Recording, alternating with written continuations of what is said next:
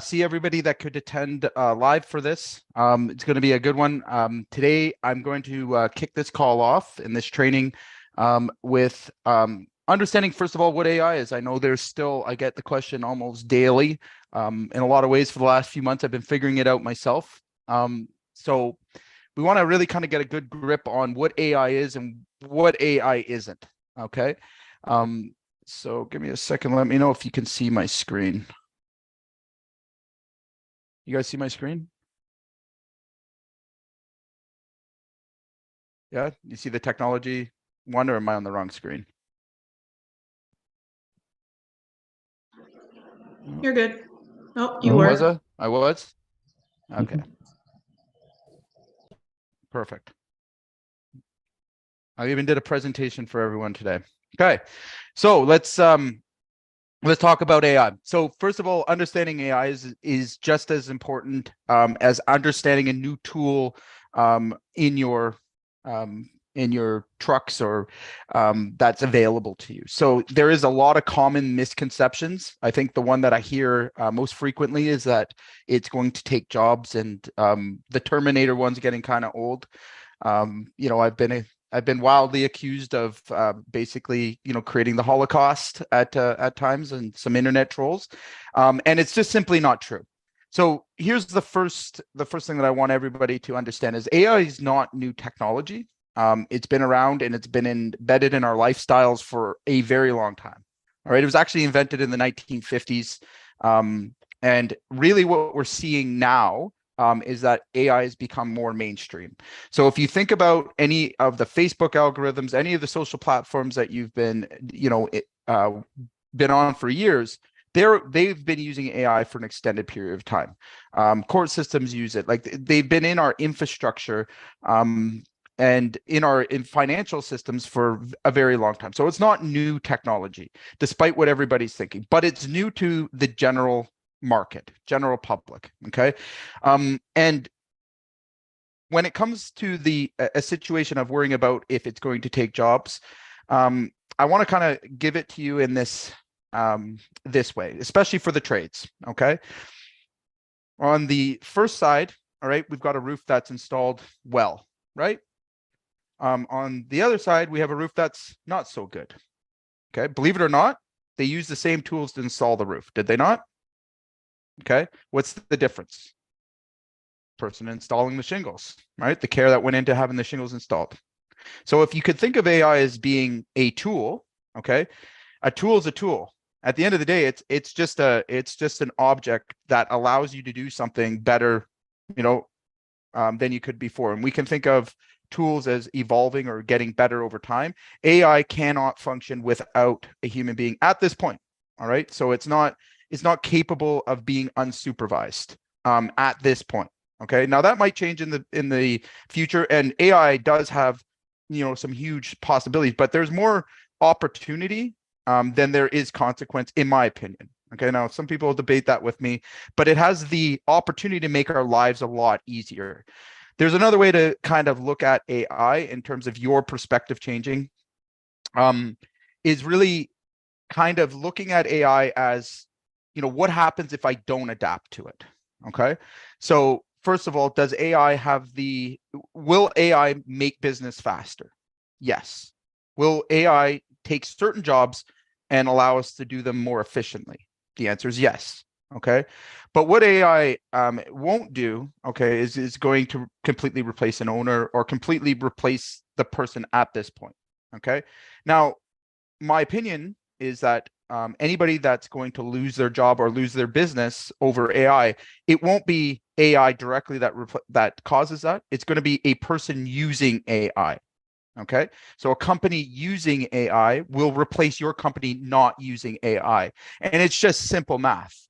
All right, if I'm able to do 1,000 tasks, all right, with zero labor costs at a very high efficient rate, and you're trying to do them manually, you can't compete. Simple as that.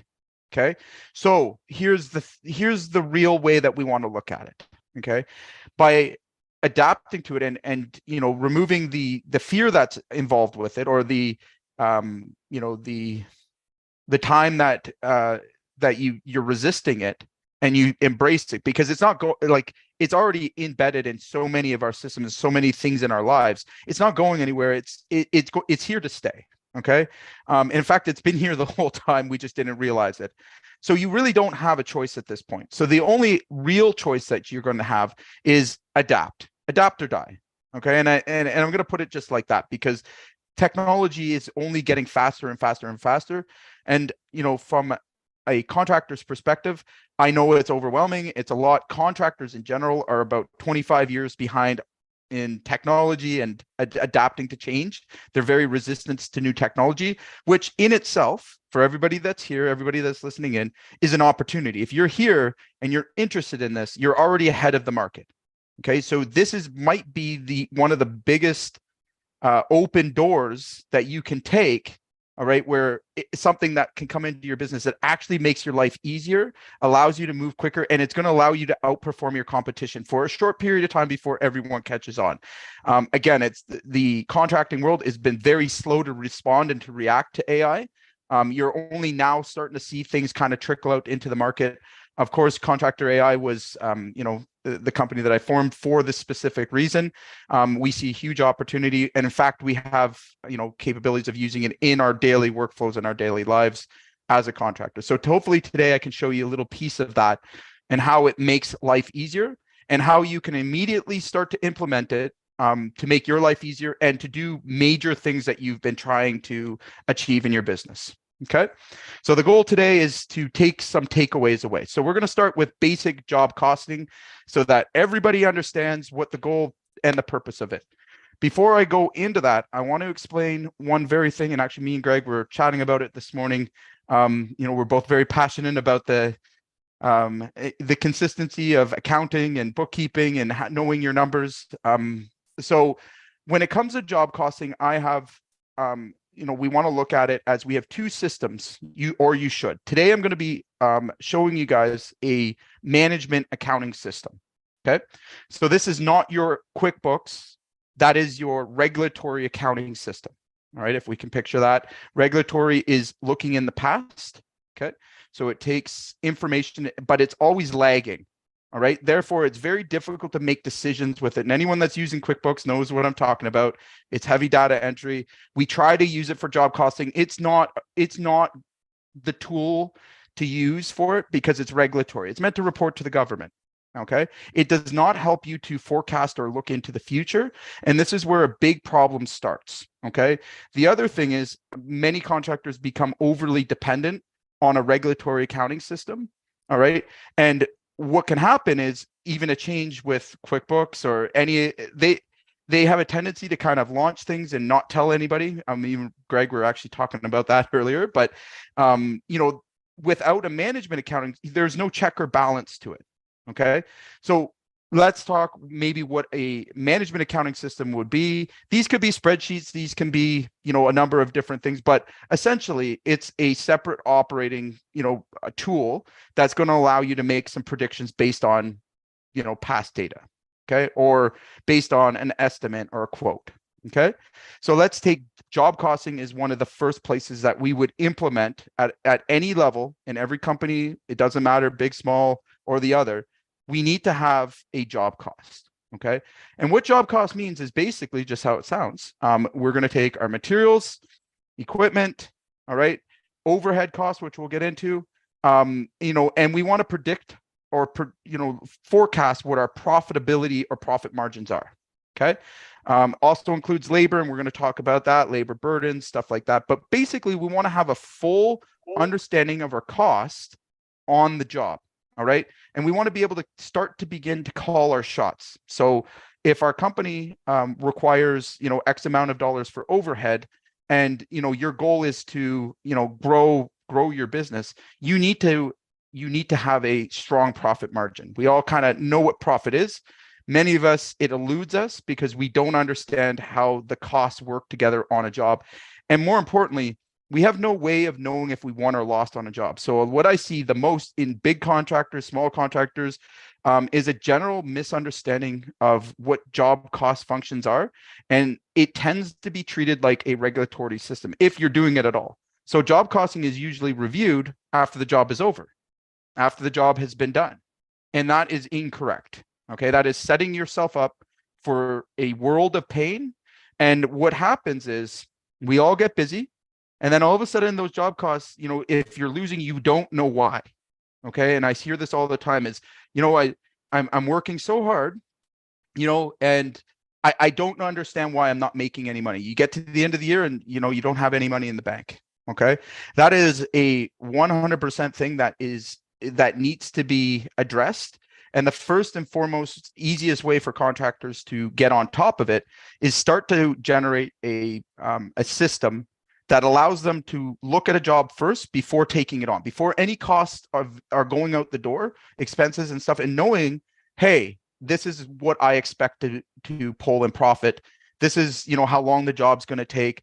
It's just planning a little bit ahead and then forecasting what you should make. All right. A whole lot of things can happen and they're beautiful things. And it will follow all the way through from estimate to production if you do it correctly. Okay. So now let's talk a little bit about the process. Okay.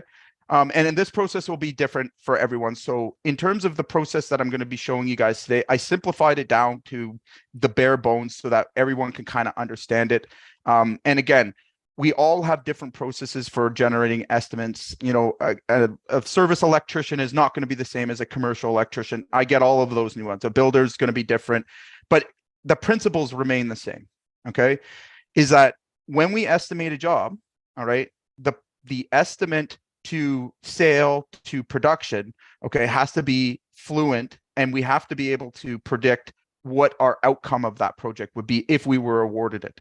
It leads to a whole bunch of other very important indicators to how to grow a business. Okay. It's connected to marketing. There's about 15 major functions that I can track back to a good job costing process in my business. And the good news is these don't have to be complicated. They don't have to be difficult. They don't have to be overwhelming. All right. For those of you that have gone into QuickBooks and tried to set that up yourself, like that can be very overwhelming. Right. It takes a couple years before you're, and I don't think I've ever gotten fluent with QuickBooks after all of these years. But this system makes a lot more sense. And I've tried to set it up so that it does make sense for the average contractor. So let's get into this.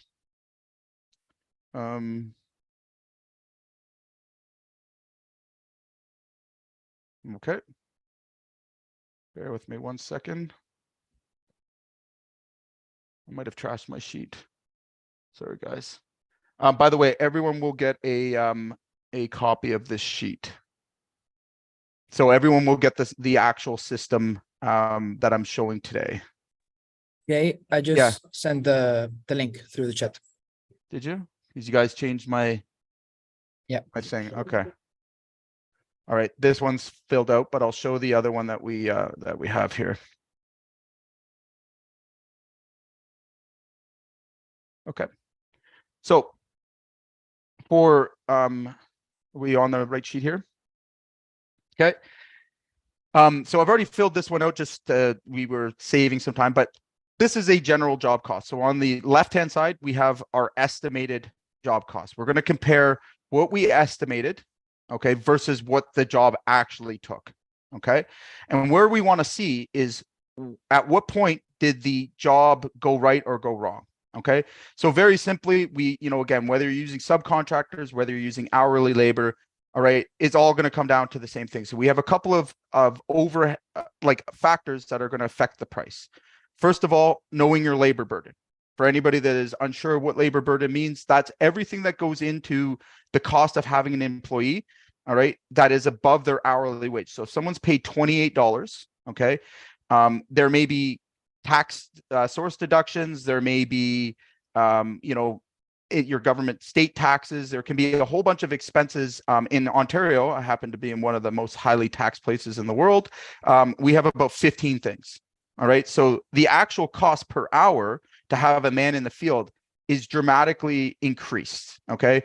We also want to use a labor burden to calculate expenses that are tied directly to an employee. A lot of guys mistake this, and I'll give you another warning about QuickBooks. If you're looking at the labor burden in there, that's not going to be accurate either, because what it doesn't take into account are variable costs such as uniforms, training, things like that that would be associated to an employee. So you want to get all of those costs above the line, all right, buried in the actual job cost. So you're getting a legitimate final number that you can trust. Okay. So again, this also plays into knowing your overhead costs. So how much does it cost you on a monthly basis, whether you do work or not, whether revenue's generated or not? Okay. I see this quite often as guys don't understand that figure. Again, I'm going to be leaving a SOP for how to calculate that overhead cost and how to recover it on a monthly basis. Pretty simple calculations. Again, we can use AI for them. Good news. All right. And these are really where guys get into trouble right off the bat, is not understanding these costs. So the first thing is, let's take Dave, who's a crew member, $28 hourly rate that we're paying him. All right. My labor burden on top of that is actually 36%. Okay. So for 23 hours, Dave actually cost me, instead of $644, cost me $875.84. Those expenses need to be billed to your client and watched very carefully to know where our problems are. Do we have a labor issue? Do we have material? Was the estimate off? All these questions need to be asked on every single job in order to improve and get better. Okay. And I'm going to show you exactly how we do it. Then we want to move to material. Okay. Again, pretty straightforward stuff here, guys. We all know labor and material. That's kind of what jobs take. I'm not going to get too deep into that, but let's just assume that we had 25 bundles for this particular project. All right. What was the cost? Any of the costs associated to it? Anything that can be billed directly to a job that belongs to that job. Okay. And then our other costs. Okay. So other costs can be subcontractors. They can be rentals. They can be delivery fees. They can be anything else that is being contributed to an actual job. All right.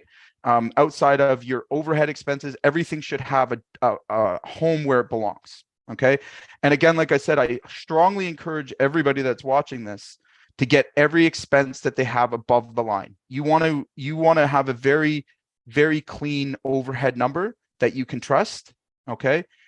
So you don't want to have your wages and stuff coming back into, the wrong categories in your QuickBooks and your accounting. But here is really where we want to see all of the expenses to the job ending up in this job costing, so that you get to see the actual profit that you're making from each job. Once you know this number, okay, a lot of doors start to become, more available, we'll call it. Okay. So next, and where most contractors fail, and hopefully this tool will help you out, is we're going to compare that. We want to know a couple of very important things. So we go ahead and we do a job. Okay. So how this estimate breaks down, if you want to use it as an estimate function, and once you've got your labor, material, your other costs, okay, we've got all that pumped in there. We're going to look at, what were all of these costs, or our direct costs, what were they? Okay. We're going to add in our overhead burden. Okay. This does it automatically. Now, I'm going to give you some secret sauce here. For a lot of guys, and I know myself included, we've been experiencing inflated labor costs, inflated material costs. Okay. And for us, during COVID, we had to continuously raise wages. All right. But now that's coming back down on the other side. So there's less work available, and what we've done is, first of all, we have to get very, very tight with our numbers. We have to enforce, budgets on jobs. We have to be more aggressive now that, again, there's less volume in the market. We can kind of get back some control with our crews. And I'm going to show you a really easy way to help to incentivize the right people on the crews, and to start to pull back some of these expenses without losing your labor, without losing your manpower, without having drops in production and quality and all of the things that come with it. So good idea, all right, is that we incentivize crew leaders, maybe sales reps, all right, that we associate some cost for efficiency, all right, into our job estimate. Okay. And I'm going to show you how this all works out. This is a smart move in a bad economy. Okay. So instead of raising somebody's hourly wage, okay, and we all have good crew leaders. We have guys that we feel should be rewarded. Put the focus on performance.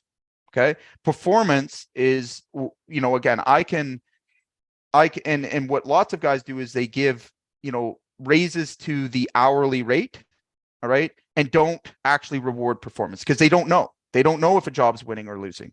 They don't understand that part. So my suggestion here is that we bake in a cost for efficiency. So, and this is going to play into how we scorecard this. Now, bad idea. Okay. Bad idea is to try to, lower your guys' wages. Bad idea.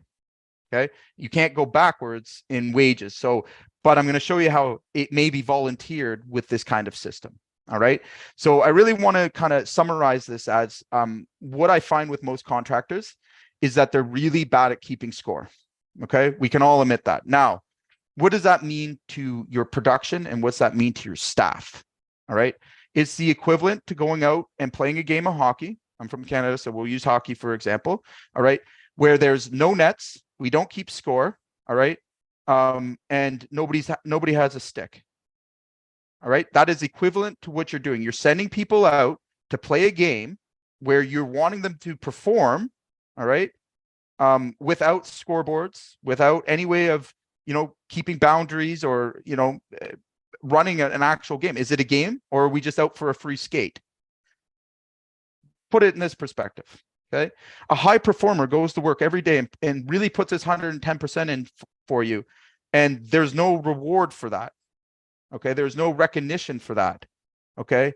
And at the same time, you have a low performer that may be on that crew that does, backwards half-ass stuff. All right. And there's no punishment for it. What do you think you're going to get overall? Can you contribute this to? Okay. I'll tell you what tends to happen is that an owner gets frustrated and puts himself back in the fire to try and put things out, pushes his crews, leads with a below the line management style tactics. So you shoulda, you coulda, and the problems continuously repeat. We never actually learn a lesson. There is no way of controlling it. Okay. And when I say control it, you actually want to lead it. You don't want to try and control the problem. If you try to control the problem, all right, what you're going to do is put yourself more in the field. You're going to be more involved in your business. You're going to be working harder than ever. And you're going to create a culture where everything is dependent on you. Okay. So what happens when you take and tell an employee that they're wrong and make them insecure about making decisions? I'll tell you what happens. You get a bunch of phone calls all day, every day, asking for answers to every kind of question there is. Okay. And a lot of us build our companies that way out of security. Okay. And the security is, all right, and I see it day in and day out. The security that they find is, well, as long as I'm here, I'm managing these guys, I'm getting what I want. But that's a really bad way to play the game. Okay. A better way to do it is to set up boundaries and a scorecard. Let people know where the limits are. Okay.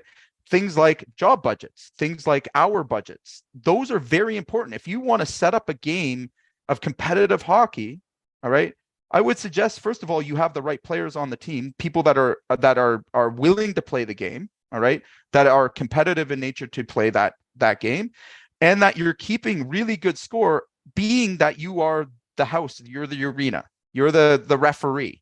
Okay. If we take more of that perspective and let the players play the game, right, then we're going to get a lot better results. And let me show you how we get those results. Okay.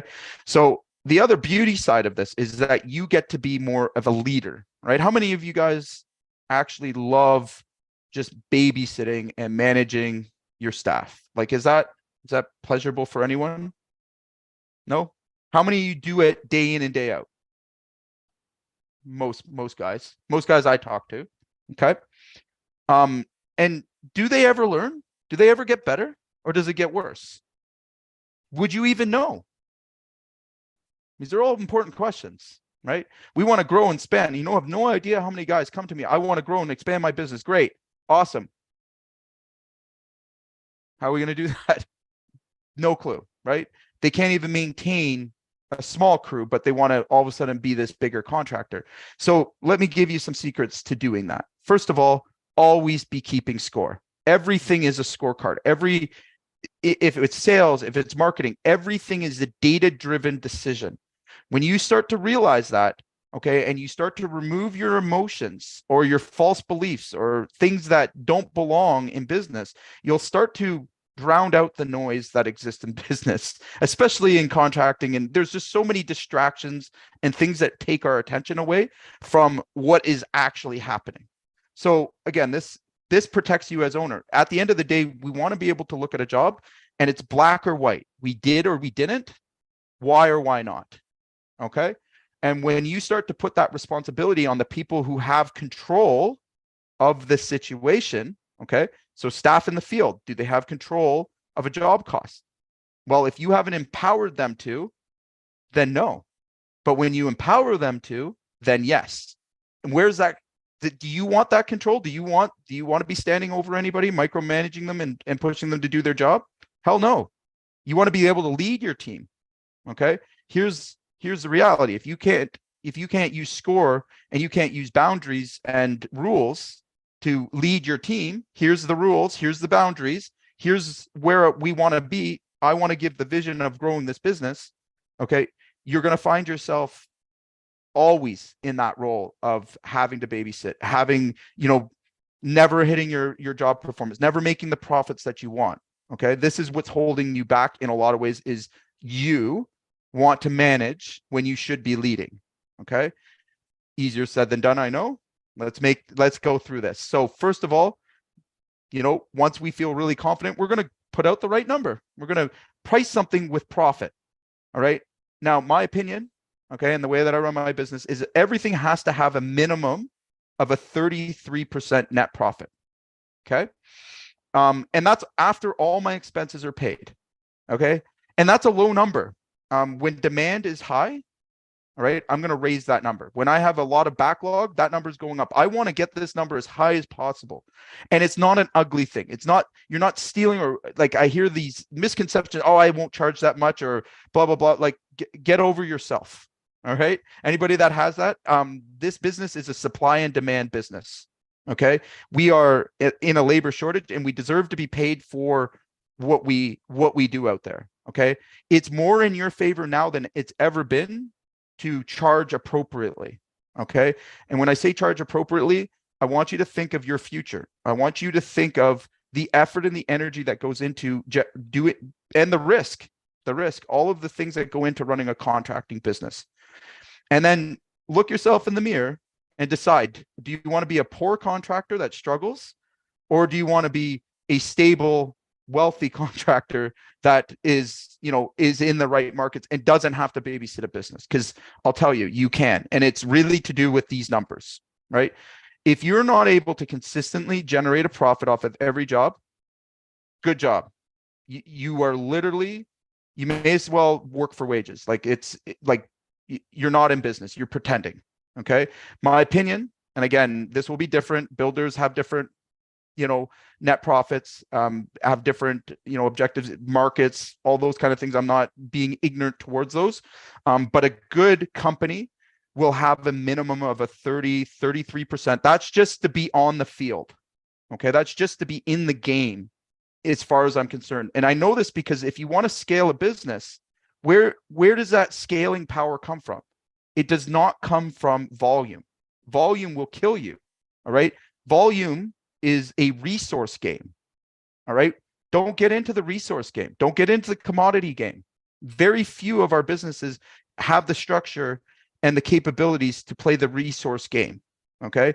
And it's just numbers. Like I said, every job needs to have enough profit left over into it so that you can build these things, so that you have room and leverage if something were to happen. If anything, you need to buy new trucks, equipment, plan, market more, market better. Like all of these things come from where?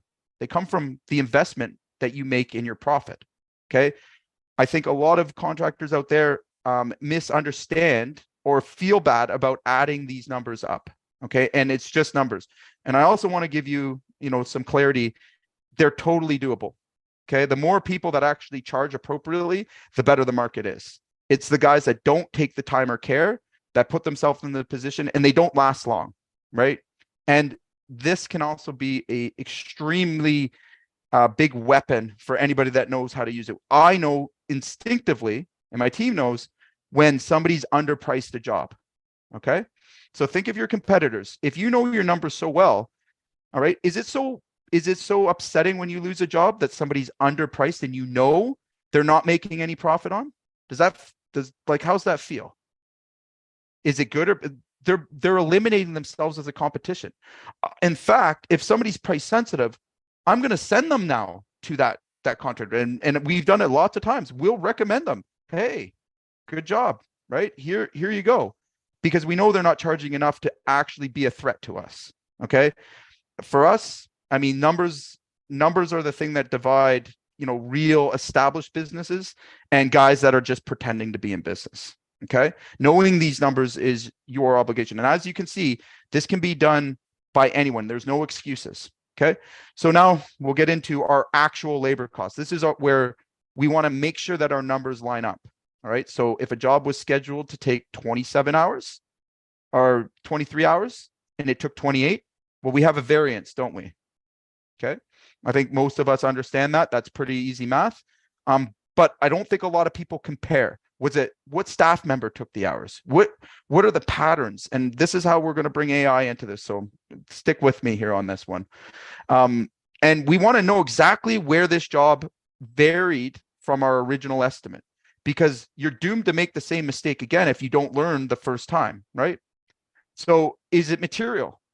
Was the job priced appropriately for material? Were we over or were we under? Okay, in this case, we have a variance of about 4%. We're in the green.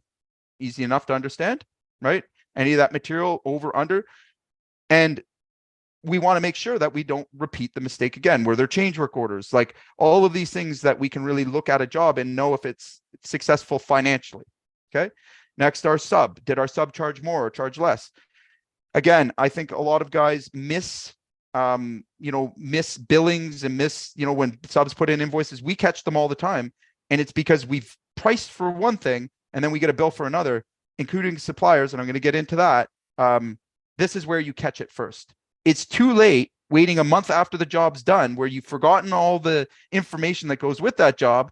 All right, if you're not tracking, and contractors aren't good at collecting data. All right, but then we end up paying a higher price, or a supplier raises their price and doesn't tell you.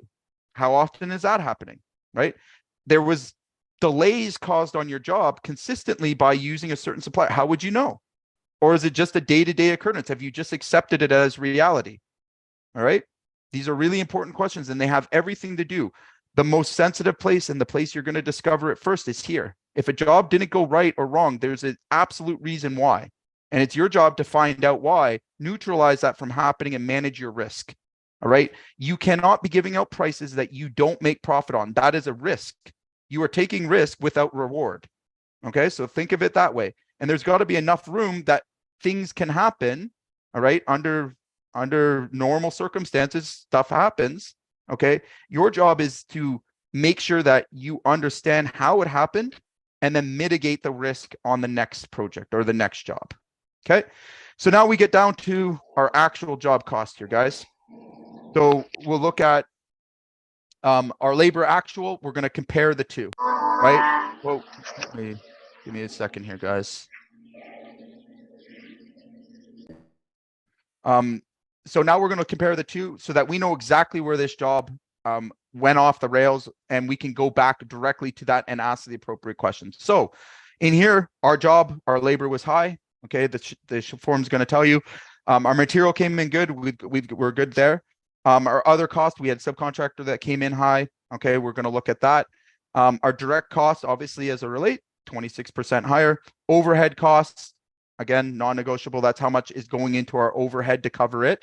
And our sales rep commission or crew leader commission, again, they would have or would not have carried. So this here is a variable that you can add to a job, and we're going to get into that right now. Okay. So next up, we have a job scorecard.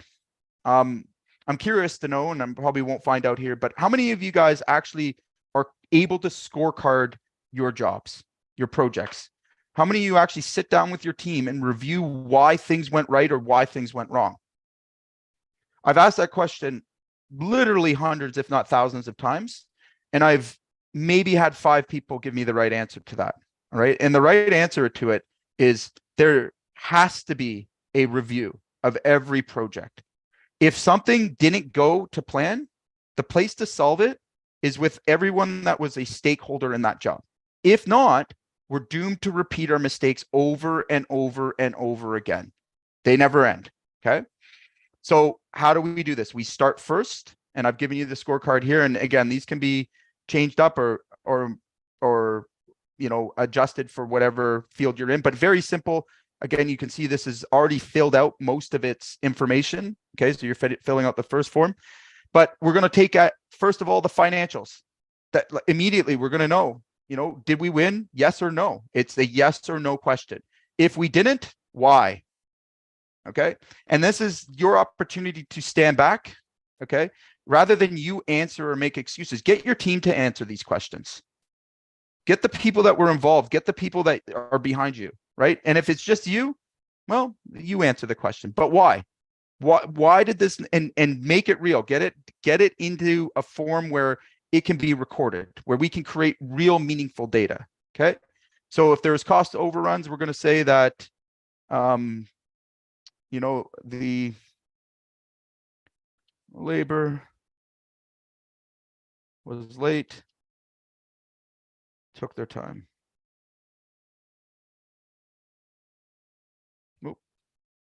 Okay. So again, you imagine you're around the table with all the stakeholders of the job. Is this an above the line or below the line tactic? We're using data to ask a question. Okay. Rather than, this job should have gone right or shouldn't have gone right. You need to do this, and this next time. You want it to go in one year and out the other? That's a good way to do it. And you've probably done it, right? How many times have you guys told your guys, hey, stop doing that, or don't do this, or, again, verbally tell them, and they shrug their shoulders, and the next job, the same thing happens over and over and over again. What do you think causes that? Right? Is it that they generally don't care? Yeah, some cases that could be true, but no, you haven't put a boundary or a system in place where it's clear to them that they've made a mistake. Okay, it's stopping them, making it clear, but more importantly, making them buy in to how we solve the problem. Okay, that's the missing piece here, guys. You've got to get them to buy in on the mistake, to understand it. Okay, and again, it avoids you having to come to them and say, you did this wrong or you did that wrong. Okay, most human beings shut down at that point, and they're not listening. It's now a threat to them. All right, raises their anxiety. They're not listening. That, like, lights are on, no one's home. Okay, and just think of yourself. If I came to you and said you did all this wrong, you're going to immediately move into a defensive position.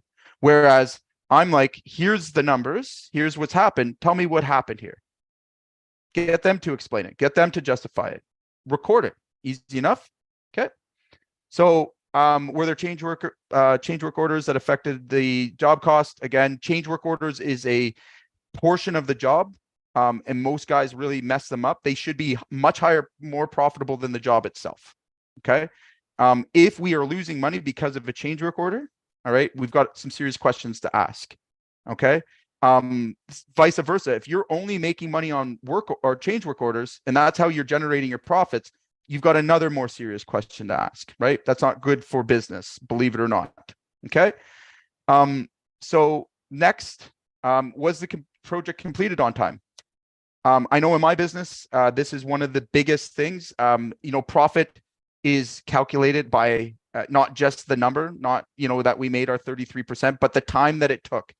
All right. So if a job took 10 days and it was supposed to take 5 days, it doesn't matter if I made the same profit. I've lost 5 days. Right. So this is calculated into a revenue that you need to generate per day, a profit per day. Okay. So a lot of guys, again, don't take into consideration what is the volume of work that they need to do in what period of time at what profit margin. Okay. Again, this will lead you, just doing this one thing before we get anything advanced, this will lead you to those answers. Okay. So in this case, nope, we didn't. The project was over. All right. So we're gonna indicate that and we want to understand why. Okay. So again, asking the right questions. Quality analysis. Maybe we had some callbacks. Maybe there were some issues on the job. How many of you guys are actually recording these things? Even yourself personally. Like, it's just so easy to get into the day-to-day that we're not learning from mistakes. We keep repeating them over and over and over again, and they become habits. They become patterns. They become something that's very difficult to change, all right, which holds you back for years. It bankrupts companies. It's not that they couldn't, do good work or, but they can't get over they can't stop tripping on their own feet, right? The same mistakes over and over again. And it's because nobody's learning from the mistake, right? We're taking and putting people into situations maybe they're not trained for, right? Until we start asking those important questions and having a process to it, we'll never get the answers, all right? And for owners out there, managers will give you the team the answer. Leaders will let the team find the answer and tell them. Okay, big difference. Have the team do the work. They were accountable. How you can't be everywhere, right? You need accountability. You need people that are showing up, understand the rules to the game, and come to play. All right. If you don't have those people, that's a good indicator we need to get the right people in place. All right. Anybody that's worth a salt, including yourself. All right. Do you go back to your days when you were on the tools and you were a performer? Like, how did you know you were good? Right? How'd you know you were good? What if there was a system to reinforce, especially again, a millennial workforce or younger guys? What if we used our data to tell the truth of how they're doing, right? Day to day, day in, day out, like it's a part of the job. Okay. You're going to get a significantly different result. And again, the results are unbelievable. Now, looking at one job cost, all right, you're going to immediately start to find some issues that can start to be resolved. And that's going to start to create this ball where we can start to make improvements. Okay. We can start to change the patterns that we've fallen into. Okay. So rework, again, we're going to put in for two callbacks. Customer satisfaction. All right. So back to the reward system here. What's a perfect job for you guys? Okay. For me, I want to be on budget and make the profit margin that my team has, predicted. That's first. Okay.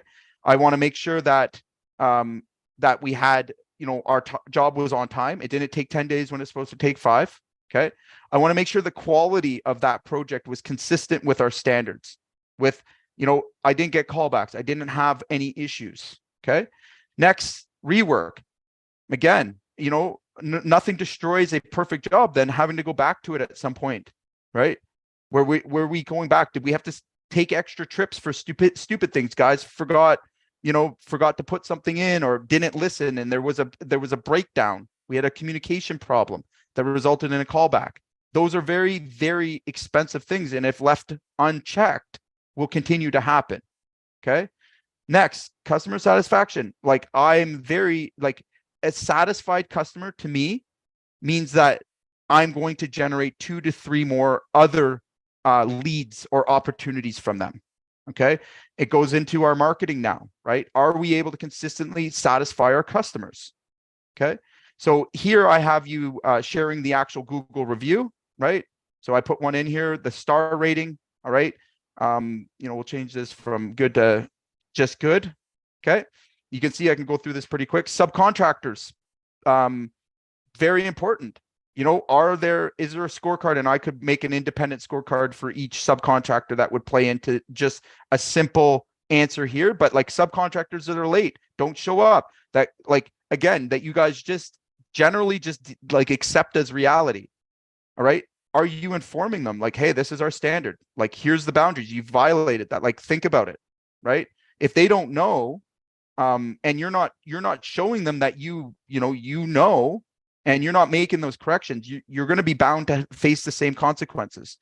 Big one is suppliers. Guys, I know, suppliers, you got to understand how they make their money. They make their money off nickels and dimes. Okay. Are they delivering material on or off? Like, one bad delivery for us, all right, that delays a job or delays a project, that's many of thousands of dollars. That's where am I going to see that? Who's that coming out of? Right? Are we able to go back and negotiate with that supplier based on their performance? Right? Negotiating them down, really evaluating and giving them back, useful information. And again, it can be tracked on a job to job basis every time. This supplier, yes or no? Were they on time? Right? I like to make them black and white. You can see I'm a big fan of black and white. They either did or they didn't. Right? There's no in between. There's no middle ground. Okay? It's yes or no. All right? And if it's no, or in this case, it would be we had an issue with them. Yes. Why? Okay, let's get that clear. The next, for everybody that's in construction, should have safety compliance. Okay, are our guys working safe? Big important one in our thing. This is a culture. You have to build a culture of safety. People, again, put in a certain environment. It's proven over and over again. If you put guys in a culture of safety, they're going to work safe. If you put guys in a culture where people don't care, all right, you're going to have problems. How do we consistently bring up the topic? All right, consistently hold guys accountable and actually want them to actually have them care. Okay, it's not by telling them that they should care. I assure you, you can tell them all you want. All right, you've got to build it and lead them to it. So again, just see where all this is leading to. So the last part is when a job doesn't go well, even when a job goes right, okay, we have to sit down and ask our team important questions. What lessons did we learn? And this isn't for you to answer. This is for the people that you've paid, all right, and that are on your team and that you're leading. What lessons have we learned from this situation, bad or good? Okay. If you're not asking those questions, and it doesn't have to be difficult, I could finish this conversation in about 10 minutes. Okay. This is a stand-up meeting for us. What did we learn? All right. Because if we didn't learn, and somebody that actually had control of that portion of the job hasn't learned anything, that's going to be a big red flag, isn't it? Right? If they're refusing to learn or they're refusing to change, that's time for you to change. You want a better result, you need to put the right people in place. Okay? Oftentimes these are the obvious things that we know, all right, but aren't sure of. So what do? We just keep doing it. We just keep hoping. It's the definition of insanity. All right. We just keep doing the same thing, hoping for a better result. It doesn't work like that. Okay. It never has. It never will. And until you understand that, okay, it's impossible for you to lead your company. Okay. All you can do is manage what you have. All right. And if for a lot of us that you're managing a full-time, high expense, high risk job. Okay. So again, what's the recommendations for future projects? Okay. We want to make sure all of that is clear. Now, here's the fun part. Done consistently, you guys can see. All right. I know what's gone on with the job. I've had time to reflect on this. Now I get to use AI to analyze this, create a report card where I can share it with everyone. All right. There's going to be no mistakes or misunderstandings of what happened here and what needs to change. And in fact, by asking those questions and by getting them to accept responsibility and accountability, you have a higher chance of it changing. More importantly, you're not going to continue to let somebody that's bringing down your team, reflection after reflection. You're going to get rid of that person. It's going to be so obvious because you're losing money, you're losing time, you're losing, those excuses start to go away. And more importantly, that person will know where they stand. If a staff member, a supplier, a subcontractor, anybody that has the ability to raise or to disturb your profitability, and you're not holding them accountable to that, you're basically just, writing a blank check. And it's the epitome of gambling. It's going and putting all your money on red, right? And letting it you're not running a business, you're gambling, right? So here's how we do it. We're going to execute it. All right. And this is the magic. Now, again, guys, I'm using this for demonstrations and stuff as well. But, if we wanted to show our team where a job is, especially multi-phase jobs, and where things are on or off track, very easy ways to show them through data. No one's going to dispute it. It's undisputable. It's black and white. So another thing, if you have a project manager, you need to be informing your crews of where they're at. Because lo and behold, we've done it a number of times. They know the job cost. They know where that line is. Now we're sharing it with them and we're pushing them, but we're pushing them in a different way. Okay. We're holding them accountable to what they're responsible for. All right. If it was an estimating issue, we're going to know that that's going to be a reflection. We're not going to make that mistake again. But you end up really solving all these problems. And now they just know they don't have any excuse. They know what they need to be at and what the expectations are. All right. Good guys. Bad guys don't give a shit, and you get rid of them. Right. They'll never help you. They're a grind, and you will be very, very surprised. All right. Shocked, I'm going to say, the first time you start to do this and you see who responds and who doesn't. Okay. So, I often use the story of, I had a guy with me, worked with me for, 15, 16 years, absolutely love this guy. Like, he could do no wrong, until I started doing job costing. Okay. And it's a scary situation to find yourself in, because I had all my trust in this gentleman. I won't use any names, but, for years, again, I had given him and, had to put him, taken his word on things and everything else. Come to find out that every job that he was doing for me, all right, was significantly like 10, 15% higher than any other crew, subcontract. It didn't matter. Whatever it was, he was always higher. And, I did the right thing. I did the coaching, but like, I didn't actually know until I started tracking it crew by crew, job by job. And I went to him and I'm like, hey, you know what? Like, we got to improve. Oh, yeah, no problem. He's like, it was this, it was that. Like, I'm all in. Like, just gave me everything I wanted to hear. But every job again and again was off profitability. When I started looking at it, I'm like, add this up. How long has it been going on? Like, he's incapable of changing the outcome of the job. Like, is that the right person to have in place? And then it really hit me. I'm like, I've struggled having this person with me for all these years, and it's been very hard. Was he really the right person in that spot? Was this the problem all along, where I'm thinking like this is the solution, but it's actually the problem? So, again, it's stupid me.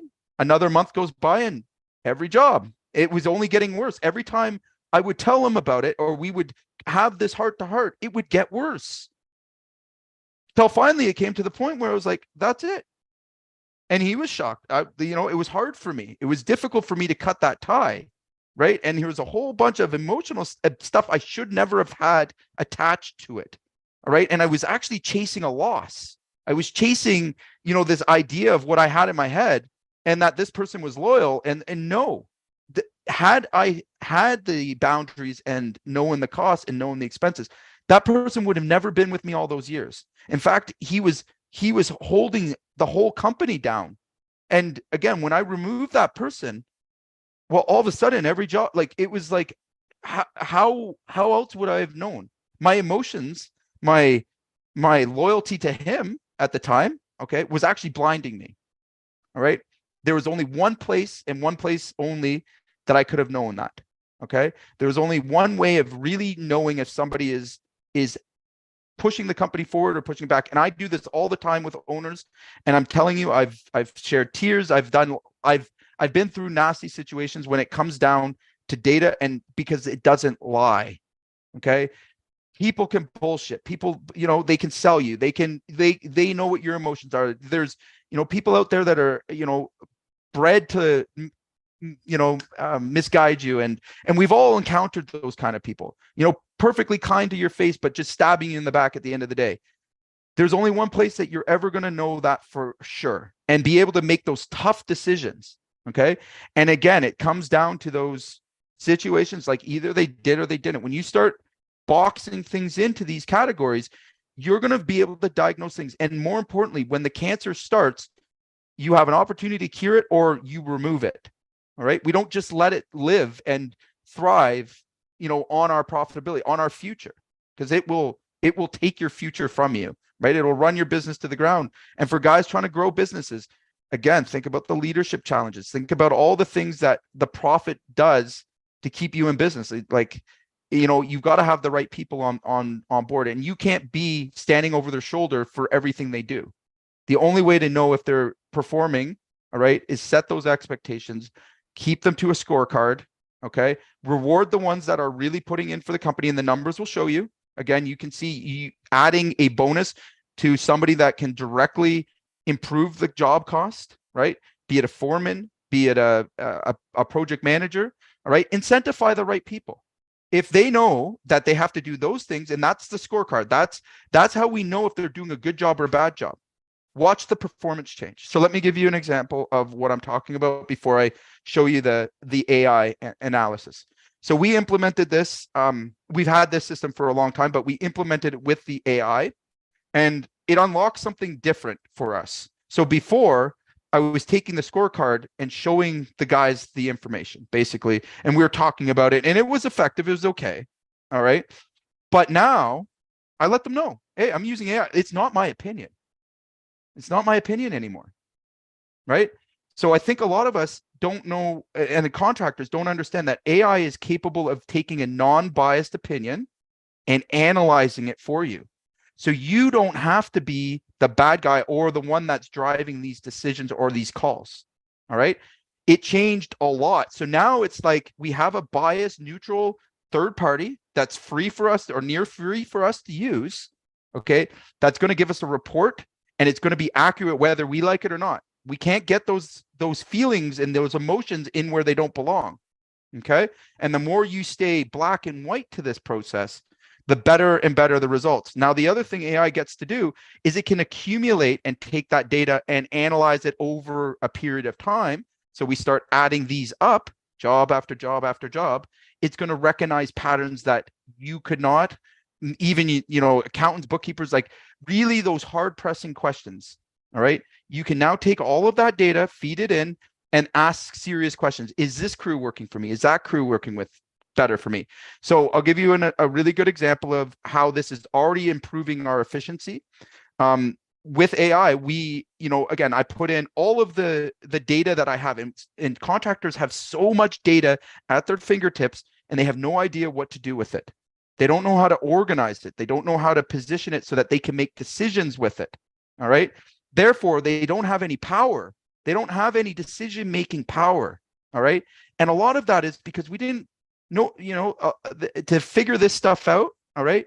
It does require a higher education. There's people that have, years of university that know how to analyze. And now we have a tool, all right, that can analyze things for us in a non-biased way. All right. That costs us pennies.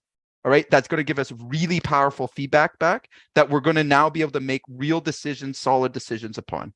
All right. And it can be accumulative. It can be grown, and you can get fancy with it. Again, this is just an example, but here's the analysis, right? So it actually does a report, right? Oh, where did I put that? My bad.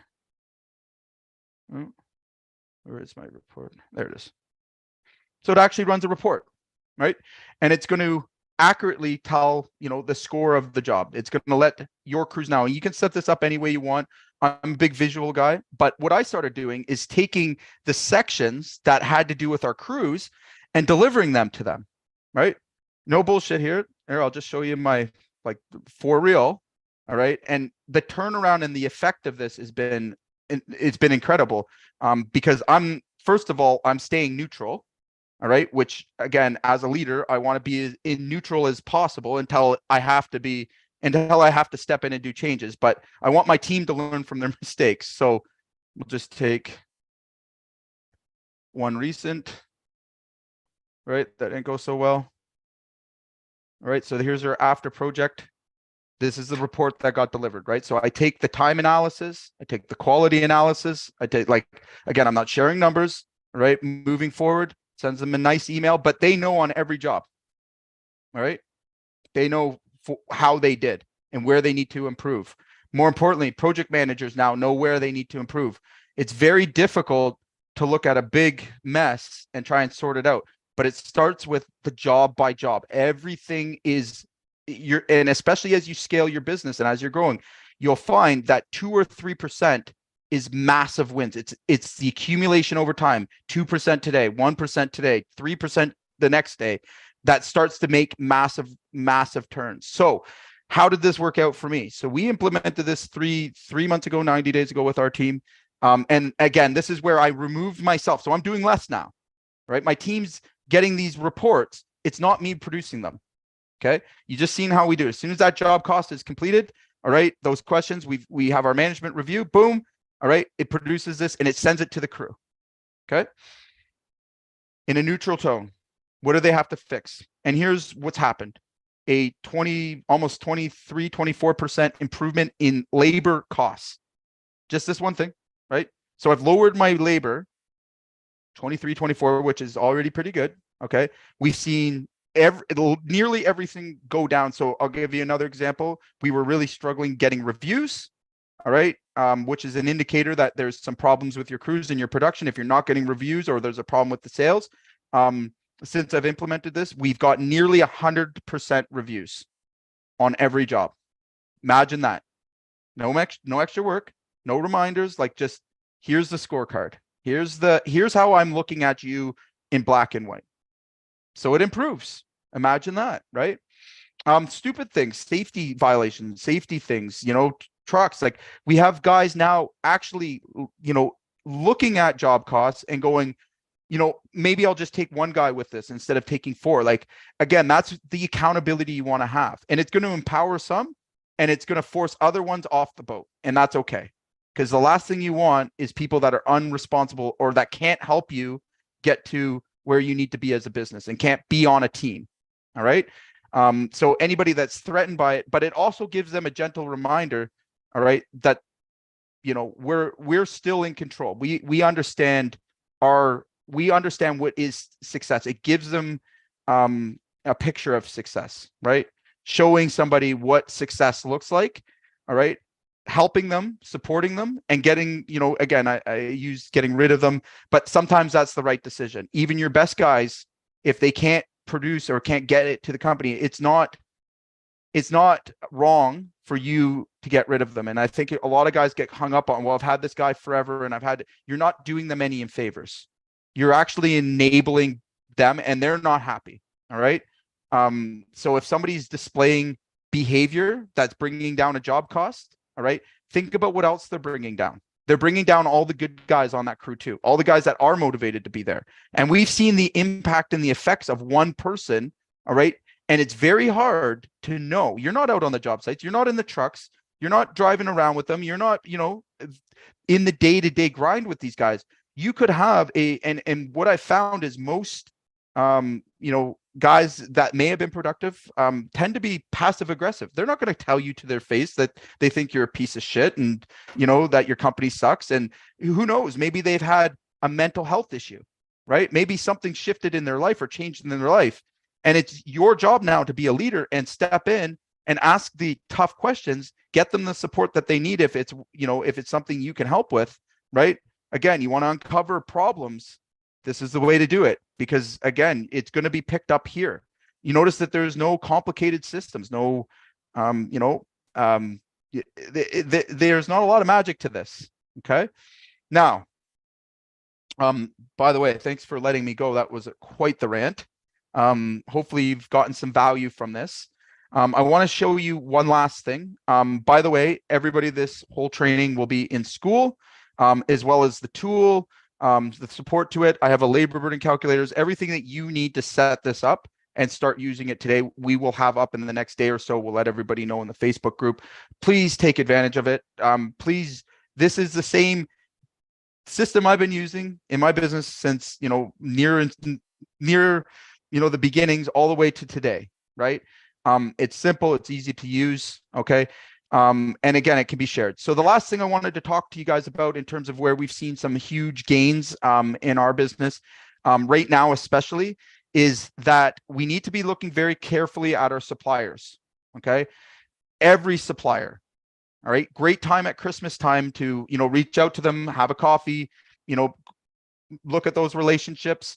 But you want to look at your suppliers the same way you would look at a subcontractor or staff. They have a duty to perform a certain way. And when they don't, okay, that's a reflection of your leverage is what I'm going to say. So I think a lot of guys get too comfortable just going to one supplier.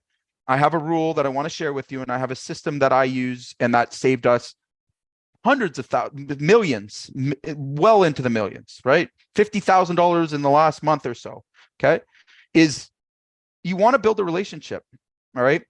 But you don't put all of your eggs in one basket, all right? The power of AI here is that you could ask a VA or, an administrator, go get prices from all my suppliers, right? Anybody that has that product. Now, my rule of thumb is an 80-20 rule. I'm going to spend 80% of my money and time with one supplier, the one that I trust the most, the one that performs the best.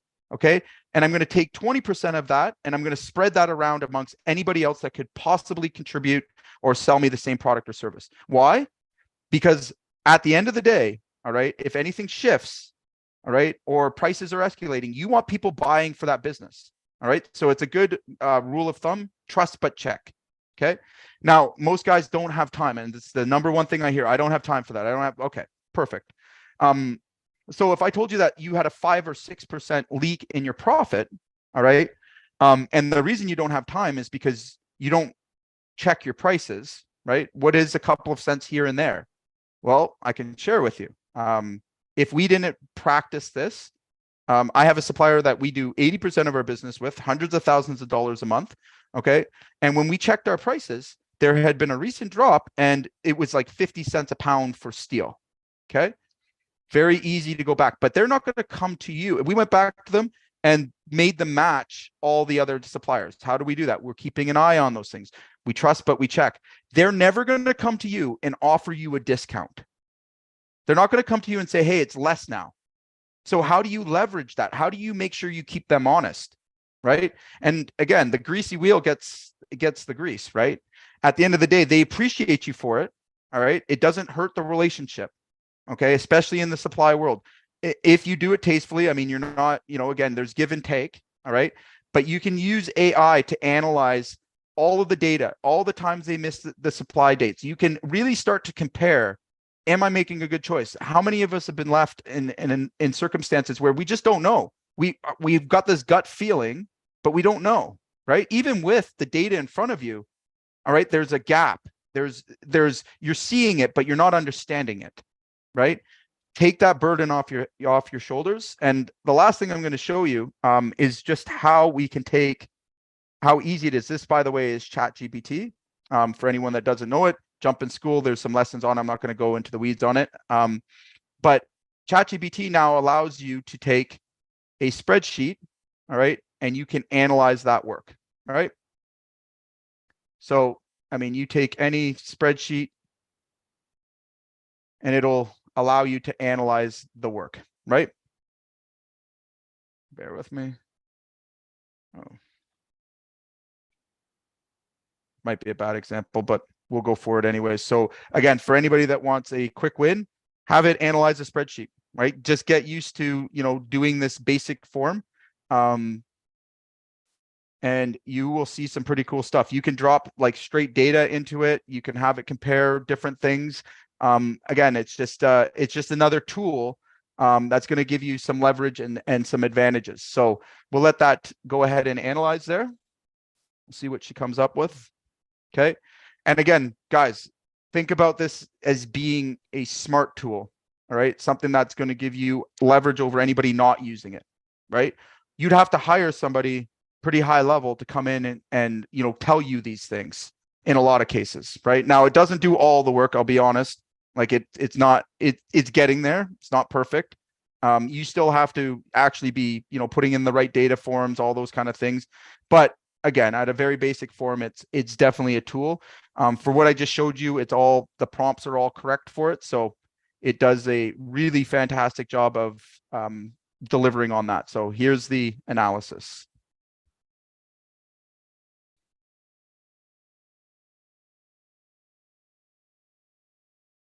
Okay. See what she comes up with. Bear with me. All right. So it's going to take all that data. It might take a few minutes. My is slow. While it's doing that, let's see anybody on this call. Greg, I'm looking at you right away. Unmute yourself and tell me what a single takeaway is. What have you been able to take away from this today?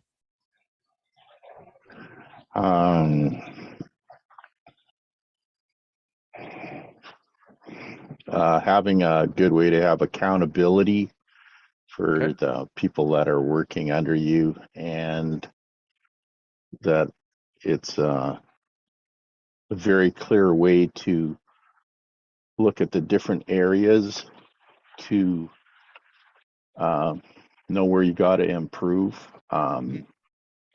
I'd never ever really thought, for example, what you're doing right now of using it to analyze a spreadsheet. I didn't know it could do that. I thought it was more of A chat, just, right? a SOP to assist with SOPs and other stuff. Right. But if it can do all this other stuff too, that's fantastic.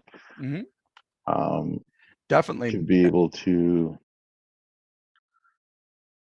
help keep your jobs in line and have real data, right, would be what very about powerful too.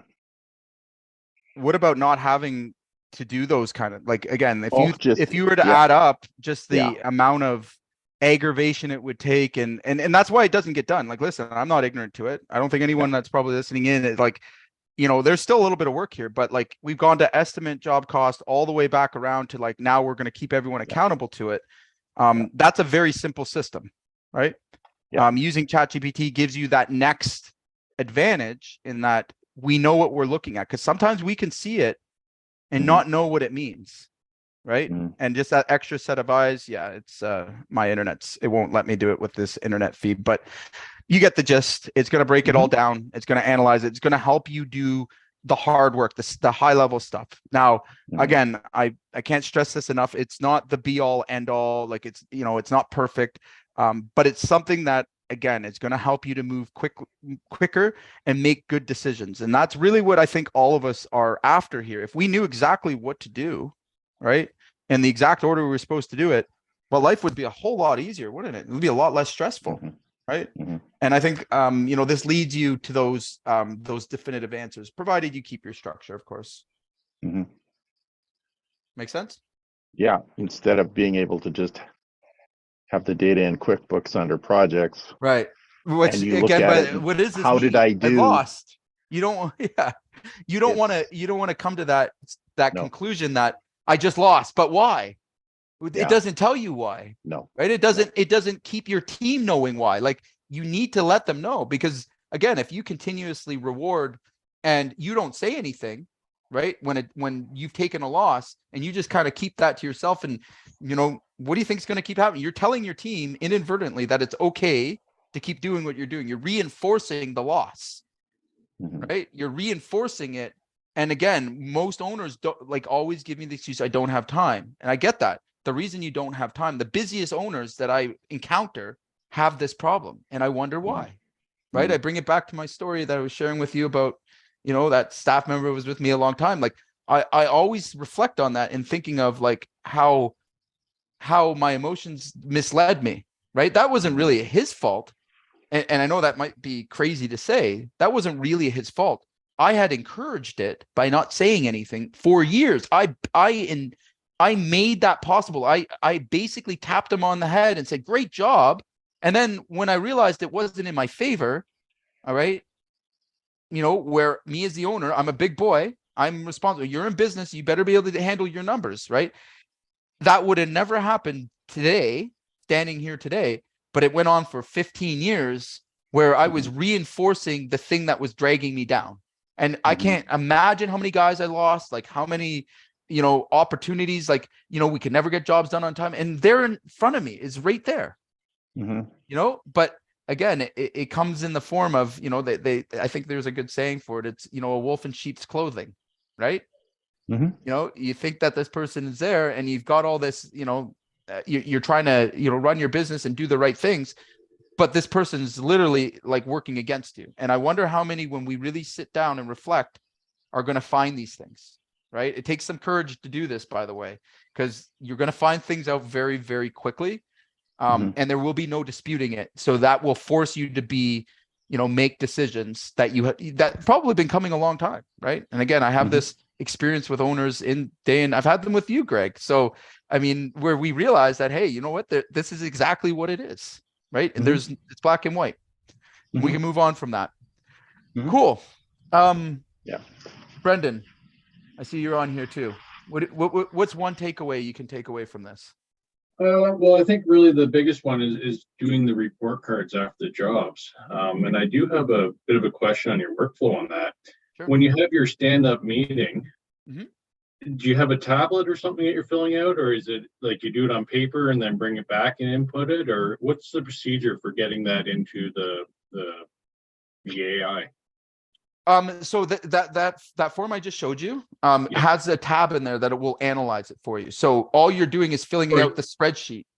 During the stand-up meeting, and you're filling out the Yeah, spreadsheet? so exactly. So you could be, and you can use Zoom. Like we like a lot of my team is displaced. So I mean, you could do it in an office on a laptop. You can do it on the site with anything that's going to take Google Forms, like anything, it's totally accessible. Just kind of entering it on your phone as you're having the meeting, and then you're Yeah, done.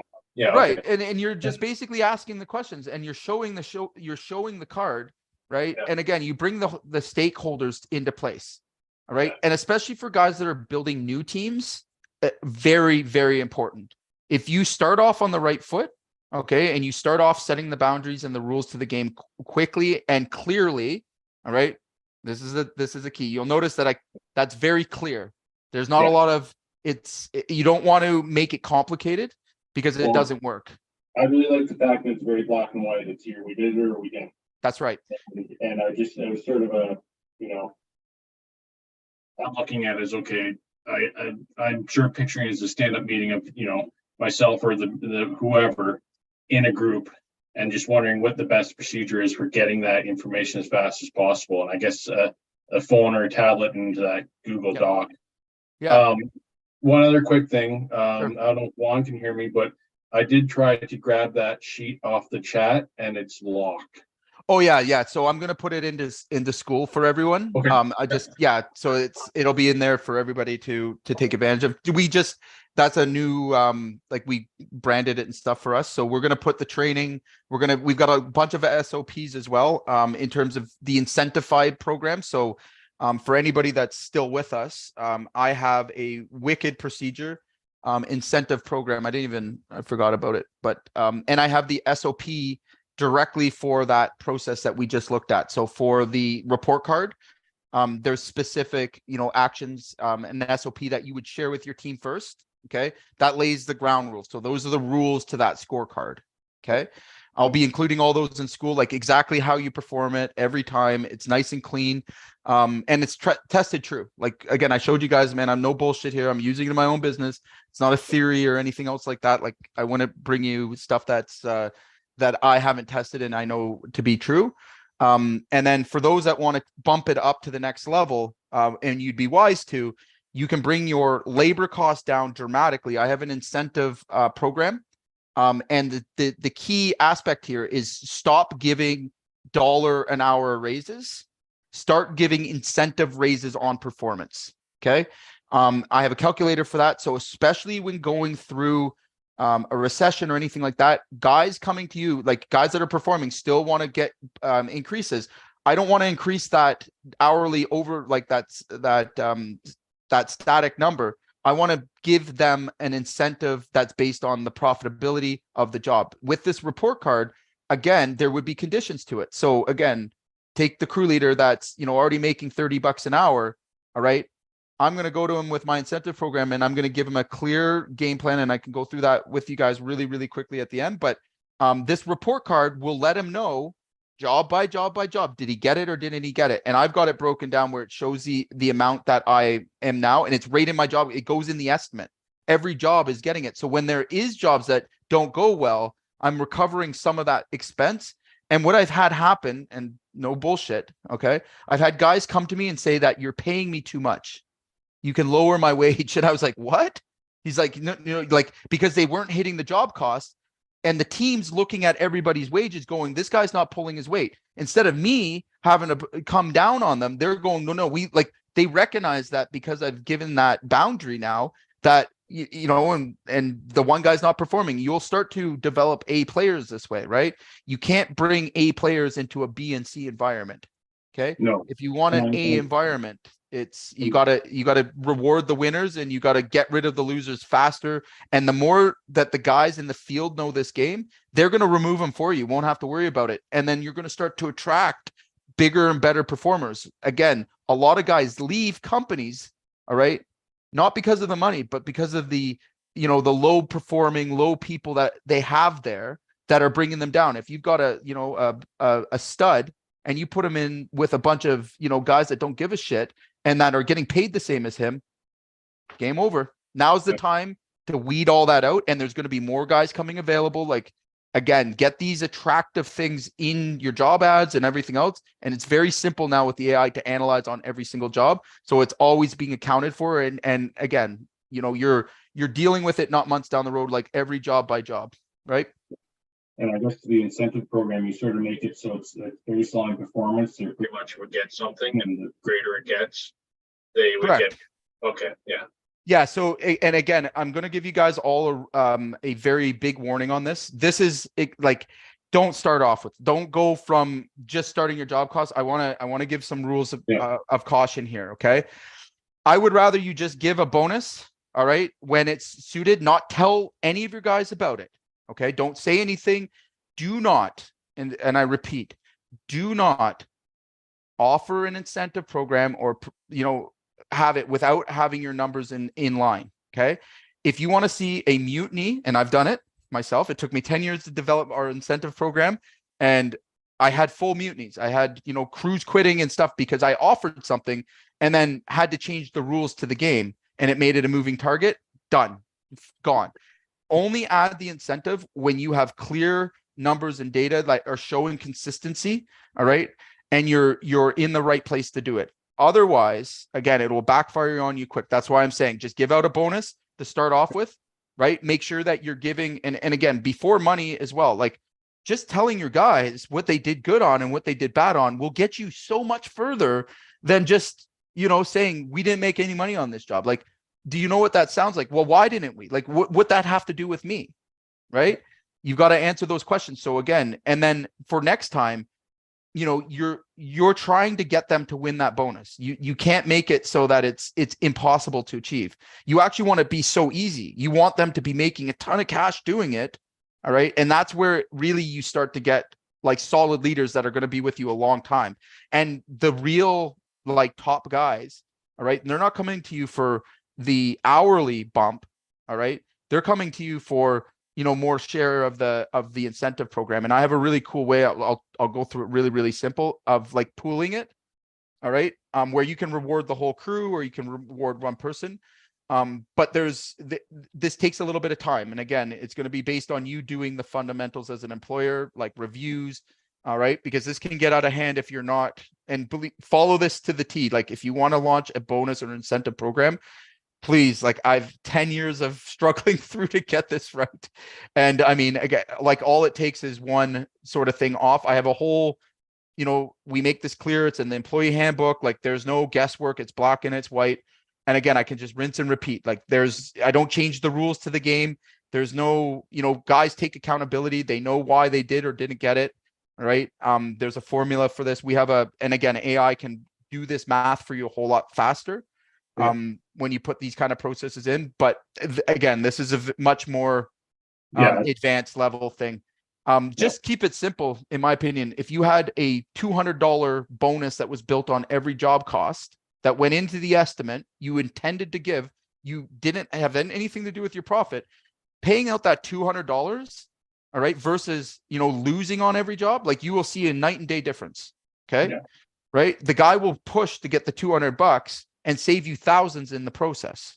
And then having them tell you what the problems are when it doesn't happen, all right, just gets you better and better and better. It's a consistent, you know, improvement line of communication. And it's above the line is what I've been stressing the whole time. It's not a below the line you should have without an answer, right? Like, or you didn't get this. It's not a carrot and stick situation, right? So you're building the mechanism for accountability. Yeah, thank you. No problem. All right, guys, I've talked a ton. I hope that everyone's got some value from our conversation today. And thanks for hanging out with me, and we'll talk soon.